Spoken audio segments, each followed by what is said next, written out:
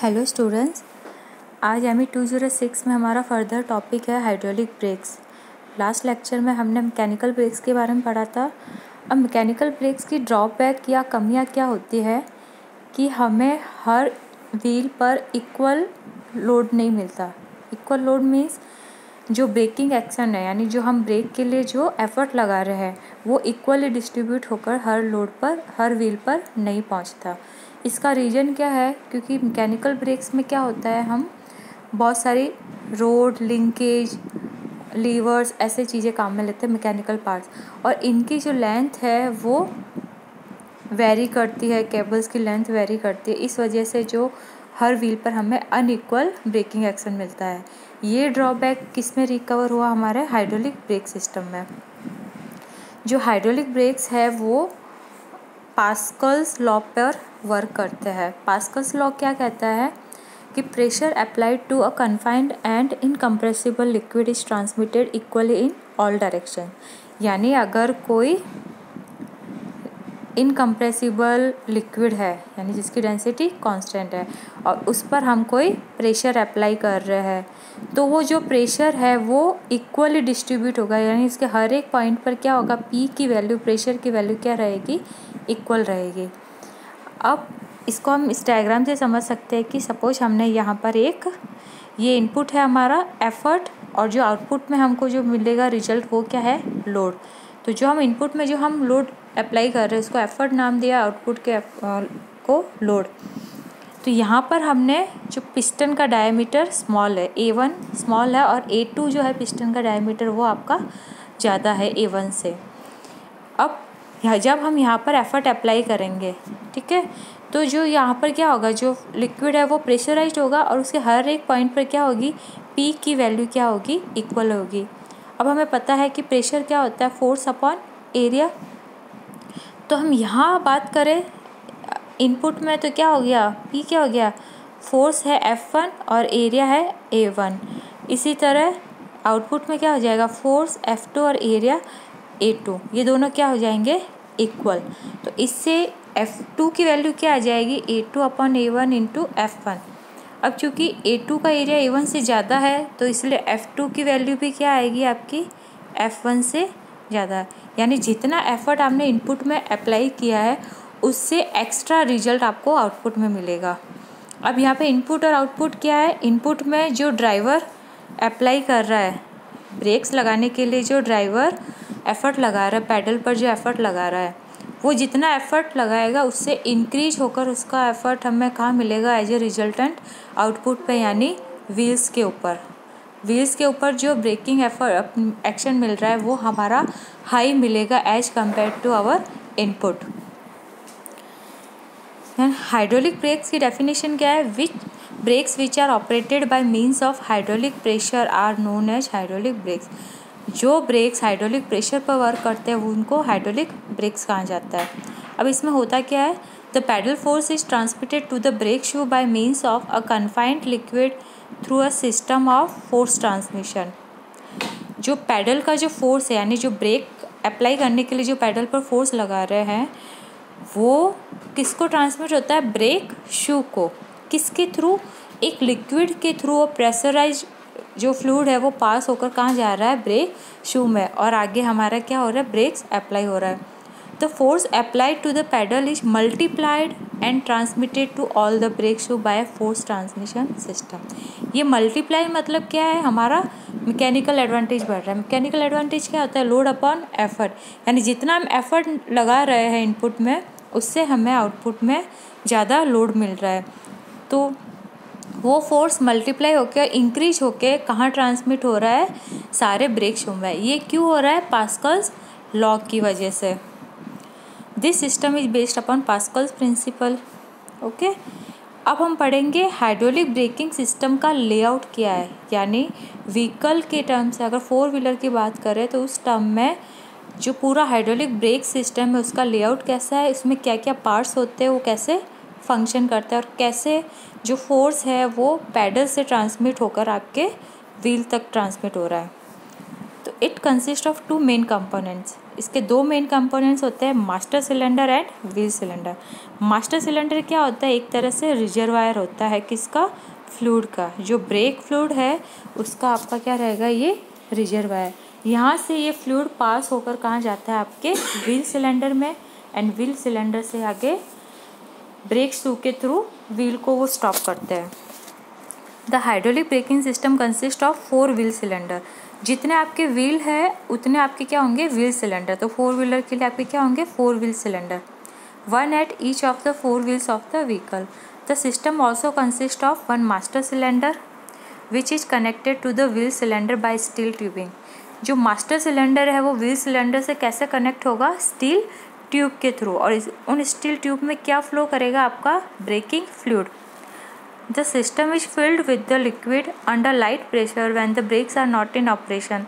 Thus, this liquid is known as brake fluid and is usually a mixture of glycerin and alcohol or castor oil, denatured alcohol and some additives. जो आपका brake fluid है वो क्या होता है, chemically mixture होता है एक ग्लिसरीन एंड अल्कोहल या कास्टर ऑयल का, उसके साथ डीनेचर्ड अल्कोहल प्लस सम एडिटिव्स उसमें ऐड किए हुए होते हैं।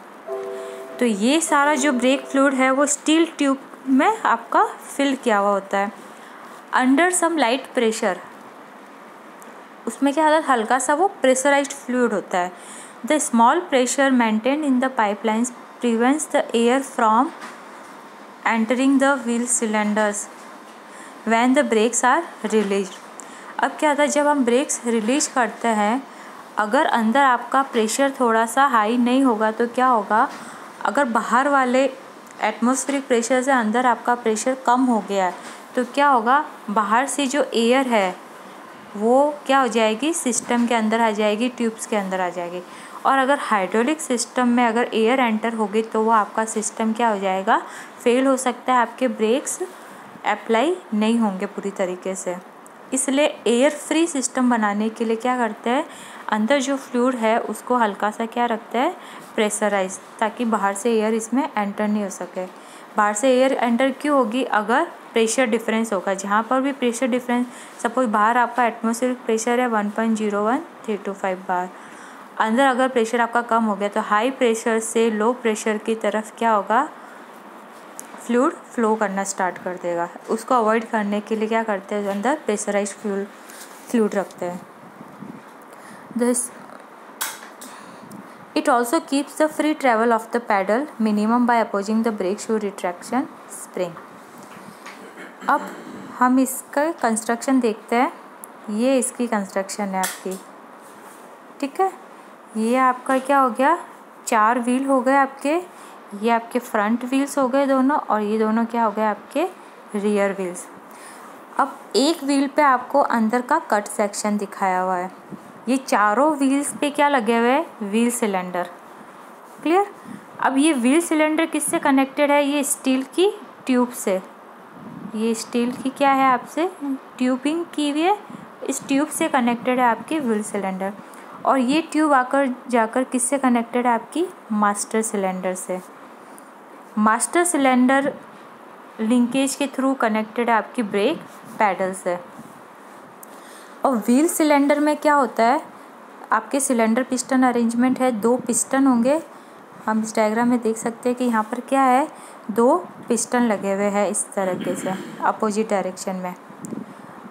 अब यहाँ से ऊपर से क्या आ रहा है, इसमें फ्लूइड। अगर प्रेशराइज्ड फ्लूइड आएगा तो वो क्या करेगा, आपके व्हील सिलेंडर में पिस्टन को इधर से पुश करेगा अपोजिट डायरेक्शन में। ये इसको धक्का देगा अगर पिस्टन को, तो पिस्टन क्या करेंगे, पिस्टन कनेक्टेड है आपके ब्रेक शू से, ये आपके क्या है ब्रेक शू, तो वो क्या करेंगे, ब्रेक शू को फोर्स करेंगे, पुश करेंगे। तो ब्रेक शू आपका किससे कनेक्टेड होगा, ड्रम से, और वो क्या करेगा, ड्रम के मोशन को रोक देगा, जैसा हमने ड्रम ब्रेक पे पढ़ा था। इसके बीच में रिट्रैक्टिंग स्प्रिंग लगी हुई है। जैसे ही पैडल से फोर्स हट गया, यानी ब्रेक रिलीज हुआ है, तो जो फ्लूइड था प्रेशराइज फ्लूइड वो वापस चला जाएगा ट्यूबिंग के थ्रू, और जो पिस्टन है अपनी इनिशियल पोजीशन में आ जाएंगे, और जो ये ब्रेक शू है इस स्प्रिंग की वजह से क्या हो जाएंगे, वापस अपनी पोजीशन में आ जाएंगे। तो यहाँ पर हम देख सकते हैं कि वर्किंग में क्या है कि the brake pedal is connected to the master cylinder piston by means of a piston rod. जो ब्रेक पैडल है वो एक पिस्टन रॉड के थ्रू कनेक्टेड होगा, किससे? मास्टर सिलेंडर के पिस्टन से। When the brakes are to be applied the driver depress the pedal, the piston is forced into the master cylinder, thus increasing the pressure of the fluid in the master cylinder and in the entire hydraulic system। अब क्या होगा इसमें कि जैसे ही driver ने suppose यहाँ पर pedal को प्रेस किया तो ये आपकी पिस्टन रॉड के थ्रू कनेक्टेड है, किससे? पिस्टन से। ये आपकी पिस्टन रॉड हो गई और ये हो गया आपका पिस्टन। अब इस मास्टर सिलेंडर के अंदर क्या है? आपका ब्रेक फ्लूइड। अब जैसे ही ये ब्रेक पेडल प्रेस होगा तो पिस्टन रॉड पुश करेगी किसको? पिस्टन को। और पिस्टन जब आगे पुश करेगा किसको? फ्लूइड को। तो फ्लूइड क्या होगा? प्रेशराइज्ड होगा, उसका प्रेशर इंक्रीज होगा। वो प्रेशर इंक्रीज किया हुआ फ्लूइड क्या होगा? सारे ट्यूब्स के थ्रू कहाँ जाएगा? सारे व्हील्स में, और सारे व्हील्स के व्हील सिलेंडर में एंटर होगा। और जैसा अभी बताया कि सिलेंडर में एंटर होते हुए फ्लूइड आगे व्हील सिलेंडर के पिस्टन को पुश करेगा, वो ब्रेक शू को पुश करेंगे, और ब्रेक शू क्या करेंगे? ब्रेक ड्रम को स्टॉप करेंगे। और ब्रेक ड्रम आपका अटैच होता है किससे? व्हील से। तो अगर ब्रेक ड्रम रुक गया मीन्स आपका व्हील स्टॉप हो जाएगा, और प्रेशर रिलीज होते ही अगेन वो फ्लूइड वापस किस में चला जाएगा? मास्टर सिलेंडर में। तो यहाँ पर प्रेशराइज फ्लूइड नहीं रहेगा, कोई फोर्स नहीं रहेगा, तो ब्रेक शू वापस अपनी इनिशियल पोजीशन में आ जाएंगे। तो इस तरीके से ये पूरा आपका हाइड्रोलिक ब्रेकिंग सिस्टम का क्या है? लेआउट, और इस तरीके से ये पूरा हाइड्रोलिक ब्रेक सिस्टम वर्क करता है। नेक्स्ट लेक्चर में हम master cylinder and wheel cylinder की डिटेल में वर्किंग स्टडी करेंगे। Thank you.